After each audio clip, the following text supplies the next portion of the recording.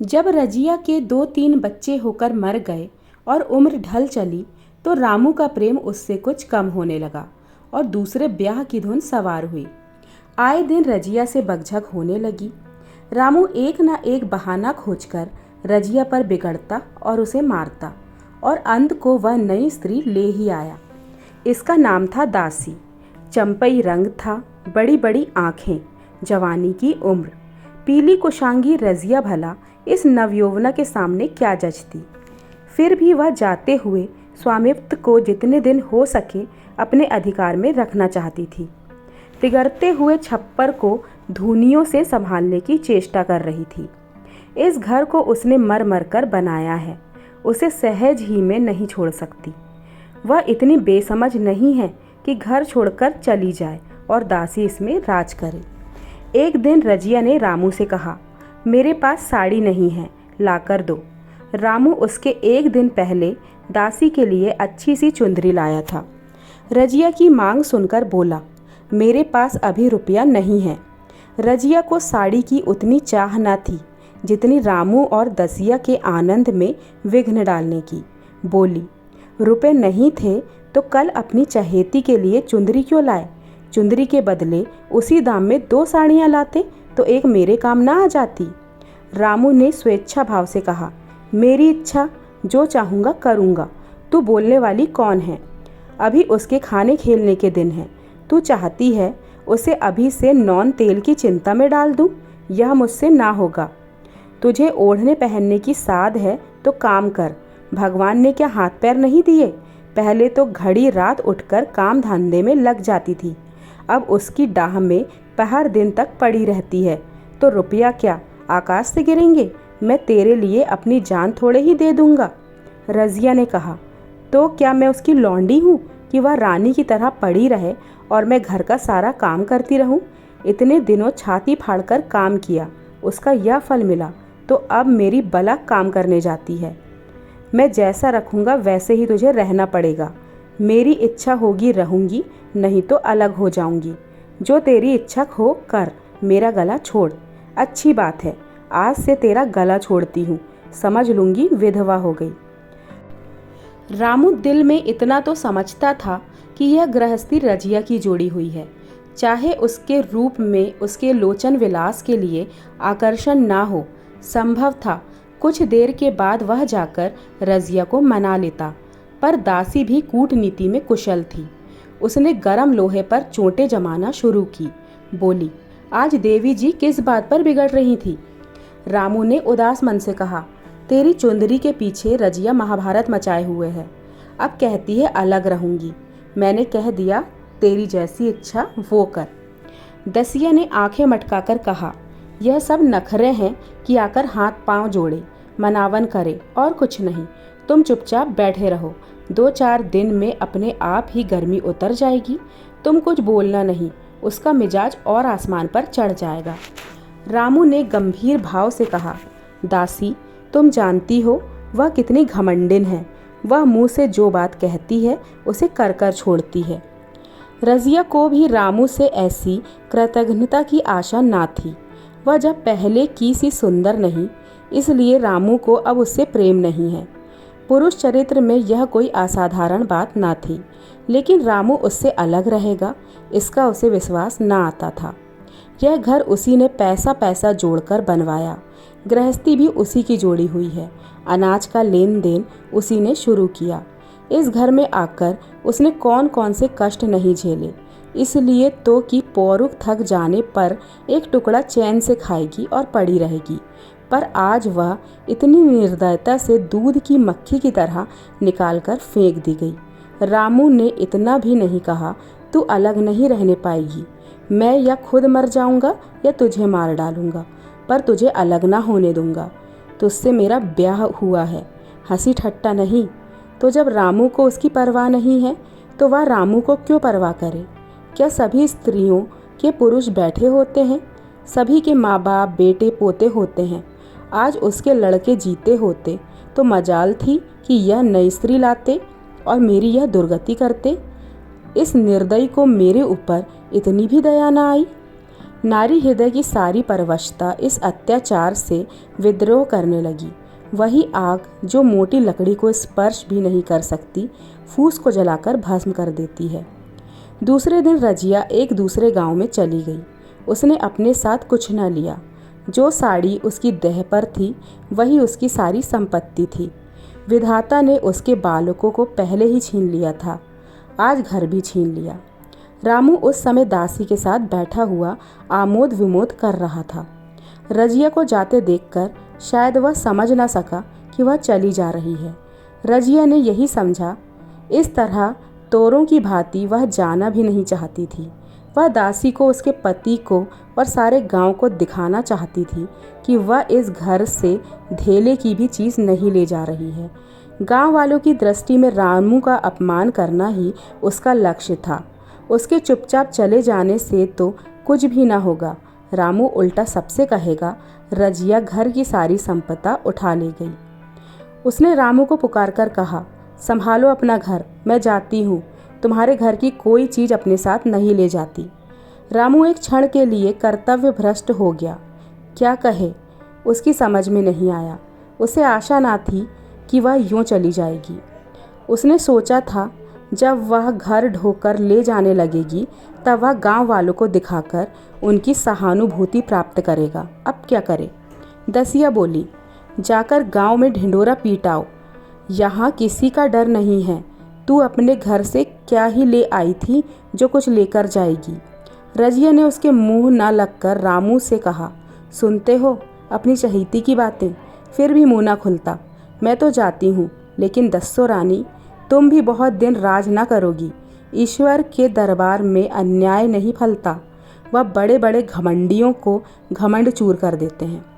दसिया ठट्टा मारकर हंसी, पर रामू ने सिर झुका लिया। रजिया चली गई। रजिया जिस नए गांव में आई थी वह रामू के गांव से मिला ही हुआ था, अतएव यहाँ के लोग उससे परिचित हैं।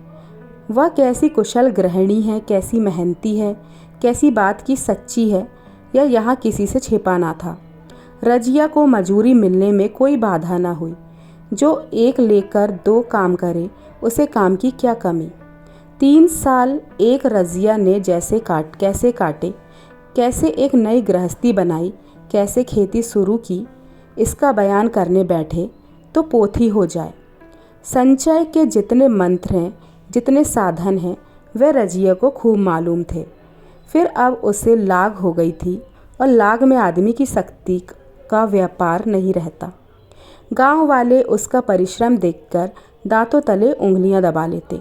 वह रामू को दिखा देना चाहती है, मैं तुमसे अलग होकर भी आराम से रह सकती हूँ। वह अब पराधीन नारी नहीं है, अपनी कमाई खाती है। रजिया के पास बैलों की एक अच्छी जोड़ी है। रजिया उन्हें केवल खली भूसी देकर नहीं रह जाती, रोज़ 2-2 रोटियां भी खिलाती है। फिर उन्हें घंटों सहलाती। कभी कभी उनके कंधों पर सर रखकर रोती है और कहती है, मेरा सब कुछ अब तुम दोनों ही हो। मेरा इस दुनिया में कोई नहीं है, जो कुछ है तुम दोनों हो। वे दोनों बैल भी सिर नीचा करके रजिया का हाथ चाटकर उसे आश्वासन देते हैं। वे उसे देखते ही कितने प्रेम से उसकी ओर ताकने लगते हैं। रजिया इस गांव की चौधराइन है। उसकी बुद्धि जो पहले नित्य आधार खोजती रहती थी और स्वच्छंद रूप से अपना विकास ना कर सकती थी, अब छाया से निकलकर प्रौढ़ और उन्नत हो गई है। एक दिन रजिया घर लौटी तो एक आदमी ने कहा, तुमने नहीं सुना चौधराइन, रामू तो बहुत बीमार है, सुना 10 लंघन हो गए हैं। रजिया ने उदासीनता से कहा, जूड़ी है क्या? जूड़ी नहीं, कोई दूसरा रोग है। बाहर खाट पर पड़ा था। मैंने पूछा, कैसा जी है रामू? तो रोने लगा। बुरा हाल है, घर में 1 पैसा भी नहीं कि दवा दारू करे। दसिया के एक लड़का हुआ है, वह तो पहले भी काम धंधा ना करती थी और अब तो लड़कोरी है।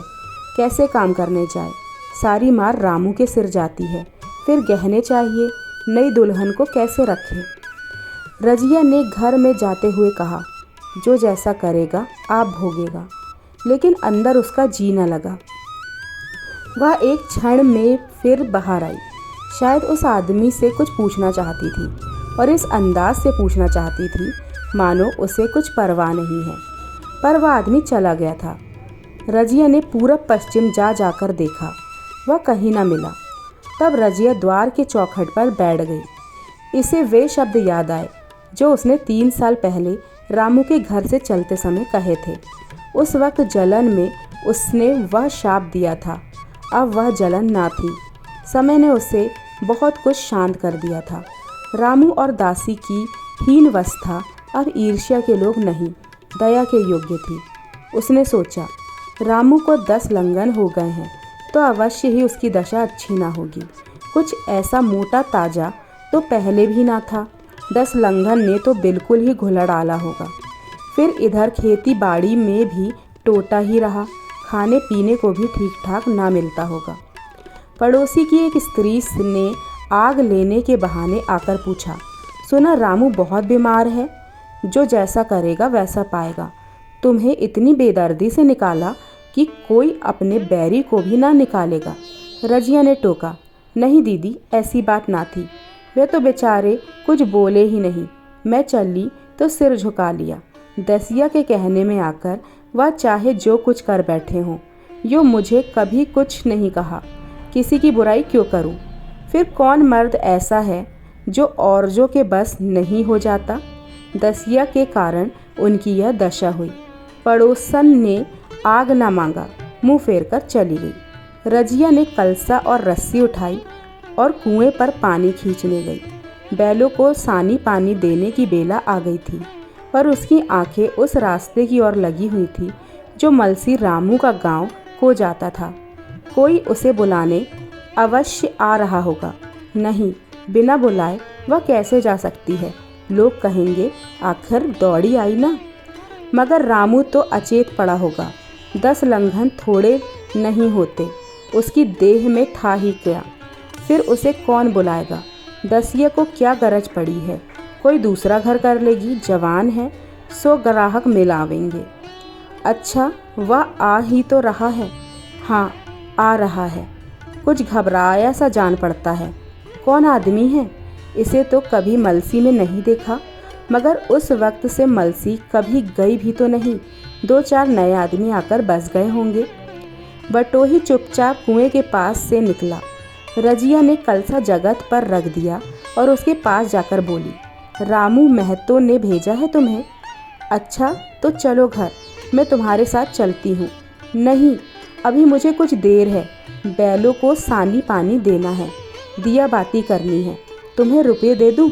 जाकर दसिया को दे देना। कह देना कोई काम हो तो बुला भेजे। बटोही रामू को क्या जाने, किसी दूसरे गांव का रहने वाला था। पहले तो चकराया, फिर समझ गया। चुपके से रजिया के साथ चला गया और रुपए लेकर लंबा हुआ। चलते चलते रजिया ने पूछा, अब क्या हाल है उनका? बटोही ने अटकल से कहा, अब तो कुछ संभल रहे हैं। दसिया बहुत रो धो तो नहीं रही है। रोती तो नहीं थी। वह क्यों रोएगी? मालूम होगा पीछे। बटोही चला गया तो रजिया ने बैलों को सानी पानी किया, पर मन रामू की ही ओर लगा रहा। स्नेह स्मृतियाँ छोटी छोटी तारिकाओं की भांति मन में उदित हो जाती थी। एक बार जब वह बीमार पड़ी थी, वह बात याद आई। 10 साल हो गए। वह कैसे रात दिन उसके सिरहाने बैठा रहता था, खाना पीना तक भूल गया था। उसके मन में आया, क्यों ना चलकर देख ही आवे। कोई क्या कहेगा? किसका मुंह है जो कुछ कहे? चोरी करने नहीं जा रही हूँ, उस आदमी के पास जा रही हूँ जिसके साथ 15-20 साल रही हूँ। दसिया नाक सिकोड़ेगी, मुझे उससे क्या मतलब। रजिया ने किवाड़ बंद की, घर मजूर को सहेजा और रामू को देखने चल पड़ी, कांपती झिझकती, क्षमा का दान लिए हुए। रामू को थोड़े ही दिनों में मालूम हो गया था कि उसके घर की आत्मा निकल गई है, और वह चाहे कितना जोर करे, कितना ही सिर खपाए, उसमें स्फूर्ति ना थी। दासी सुंदरी थी, शौकीन थी और फूहड़ थी। जब पहला नशा उतरा तो ठाएं ठाएं शुरू हो गई। खेती की उपज कम होने लगी, और जो होती भी थी वह उटपटांग खर्चों में चली जाती। ऋण लेना पड़ता था। इतनी चिंता और शोक में उसका स्वास्थ्य बिगड़ने लगा। शुरू में कुछ परवाह ना की, परवाह करके ही क्या करता, घर में पैसे ना थे। अताइयों की चिकित्सा ने बीमारी की जड़ और मजबूत कर दी थी और आज 10-12 दिन से उसका दाना पानी छूट गया था। मौत के इंतज़ार में खाट पर पड़ा करा रहा था और अब वह दशा हो गई थी जब हम भविष्य से निश्चिंत होकर अतीत में विश्राम करते हैं, जैसे कोई गादीड़ आगे का रास्ता बंद पाकर पीछे लौटे। रजिया को याद करके वह बार बार रोता और दासी को कोसता, तेरे ही कारण मैंने उसे घर से निकाला। वह क्या गई, लक्ष्मी चली गई। मैं जानता हूँ अब भी बुलाऊं तो दौड़ी आएगी, लेकिन बुलाऊं किस मुँह से। एक बार वह आ जाती और उससे अपने अपराध की क्षमा करा लेती, फिर मैं खुशी से मरता और लालसा नहीं है। सहसा रजिया ने आकर उसके माथे पर हाथ रखते हुए पूछा, कैसा जी है तुम्हारा? मुझे तो कल ही पता चला। रामू ने सजल नेत्रों से उसे देखा पर कुछ कह न सका। दोनों हाथ जोड़कर उसे प्रणाम किया, पर हाथ जुड़े ही रह गए और आंख उलट गई। लाश घर में पड़ी थी। रजिया रोती थी, दसिया चिंतित थी। घर में रुपए का नाम नहीं। लकड़ी तो चाहिए ही, उठाने वाले भी जलपान करेंगे ही। कफन के बगैर लाश उठेगी कैसे? 10 से कम का खर्च ना था। घर में 10 पैसे भी नहीं थे। डर रही थी कि आज गहन आफत आई। ऐसी कीमती भारी गहने ही कौन थे? किसान की बिसात ही क्या? 2-3 नग बेचने से 10 मिल जाएंगे, मगर और ही क्या हो सकता है। उसने चौधरी के लड़के को बुलाकर कहा, देवर जी, यह बेड़ा कैसे पार लागे? गांव में कोई धेले का भी विश्वास करने वाला नहीं। मेरे गहने हैं, चौधरी से कहो इन्हें गिरो रखकर आज का काम चलाएं, फिर भगवान मालिक है। रजिया से क्यों नहीं मांग लेती? सहसा रजिया आंखें पोंछती हुई आ निकली, कान में भनक पड़ी। पूछा, क्या है जोखूं? क्या सलाह कर रहे हो? अब मिट्टी उठाओगे कि सलाह की बेला है? हाँ, उसी को सरंजाम कर रहा हूँ। रुपए पैसे तो यहाँ होंगे नहीं, बीमारी में खर्च हो गए होंगे। इस बेचारी को तो बीच मझधार में लाकर छोड़ दिया। तुम लपक कर उस घर चले जाओ भैया, कौन दूर है, कुंजी लेते आओ। मंजूर से कहना भंडार से 50 रुपए निकाल दे, कहना ऊपर की पटरी पर रखे हैं। वह तो कुंजी लेकर उधर गया। इधर दसिया राजो के पैर पकड़कर रोने लगी। बहनापे के ये शब्द उसके हृदय में पेट गए। उसने देखा रजिया में कितनी दया, कितनी क्षमा है। रजिया ने उसे छाती से लगाकर कहा, क्यों रोती है बहन? वह चला गया, मैं तो हूँ, किसी बात की चिंता न कर। इसी घर में हम और तुम दोनों उसके नाम से बैठेंगी। मैं वहाँ भी देखूंगी, यहाँ भी देखूंगी। धाप भर की बात ही क्या। कोई तुमसे गहने पाते मांगे तो मत देना। दसिया का जी होता था कि सिर पटक कर मर जाए। इसे उसने कितना जलाया, कितना रुलाया और घर से निकाल कर छोड़ा। रजिया ने पूछा, जिसके रुपए हों सूरत करके मुझे बता देना। मैं झगड़ा नहीं रखना चाहती। बच्चा दुबला क्यों हो रहा है? दसिया बोली, मेरा दूध नहीं होता। गाय जो तुम छोड़ गई थी वह मर गई, दूध नहीं पाता। राम राम, बच्चा मुरझा गया है। मैं कल ही गाय लाऊंगी, सभी गृहस्थी उठा लाऊंगी। वहाँ क्या रखना है? लाश से उठी रजिया उसके साथ गई। दाह कर्म किया, भोज हुआ, कोई 200 रुपये खर्च हो गए, किसी से मांगने ना पड़े। दसिया के जौहर भी इस त्याग की आँच से निकल आए। विलासिनी सेवा की मूर्ति बन गई। आज रामू को मरे 7 साल हुए हैं। रजिया घर संभाले हुए है। दसिया को वह सौत नहीं, बेटी समझती है। पहले उसे पहनाकर तब आप पहनती है, उसे खिलाकर आप खाती है। जोखू पढ़ने जाता है, उसकी सगाई की बातचीत पक्की हो गई। इस जाति में बचपन में ही ब्याह होता है। दसिया ने कहा, बहन गहने बनवा कर क्या करोगी? मेरे गहने तो धरे ही हैं। रजिया ने कहा, नहीं री, उसके लिए नए गहने बनवाऊंगी। उभी तो मेरा बच्चा है, जो है उसी का है। तेरे अभी पहनने ओढ़ने के दिन हैं, तू अपने गहने रहने दे। नाइन ठाकुर सोहाती करके बोली, आज जोंखू के बाप होते तो कुछ और ही बात होती। रज़िया ने कहा, वह नहीं है तो मैं तो हूँ, वह जितना करते मैं उसका दुगना करूँगी। जब मैं मर जाऊँ तब कहना जोंखू का बाप नहीं है। ब्याह के दिन दसिया को रोते देखकर रज़िया ने कहा, बहू तुम क्यों रोती हो? अभी मैं तो हूँ, घर तुम्हारा है, जैसे चाहो रहो, मुझे एक रोटी दे दो बस।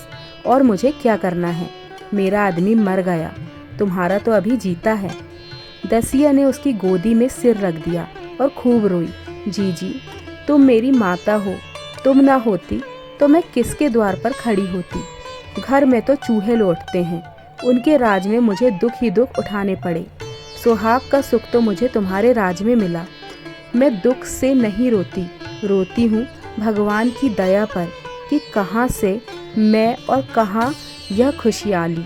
रज़िया मुस्कुराकर रो दी। तो दोस्तों यहीं पर ख़त्म होती है मुंशी प्रेमचंद की कहानी सौत।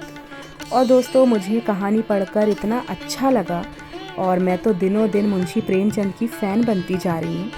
इतना मज़ा आता है उनकी कहानी पढ़ने में, इतना कुछ सीखने को मिलता है।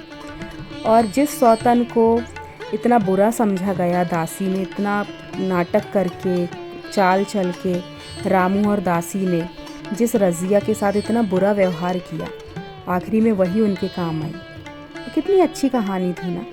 कौन सौतन दूसरी सौतन के लिए इतना कुछ करती है? वह सौतन जिसने उसे दुख दिया हो, जिस सौतन के पीछे उसका घर बर्बाद हुआ, और अंततः रज़िया ने ही सब कुछ ठीक किया और उन्हें पाल पोस रही है। बहुत अच्छी लगी मुझे ये कहानी। उम्मीद है आपको भी मेरे स्वर में ये कहानी पसंद आई होगी। तो पसंद आए तो प्लीज़ इसे लाइक कीजिएगा, शेयर कीजिएगा और मेरे चैनल को सब्सक्राइब कीजिएगा। फिर मिलेंगे अगली कहानी में, तब तक के लिए नमस्कार।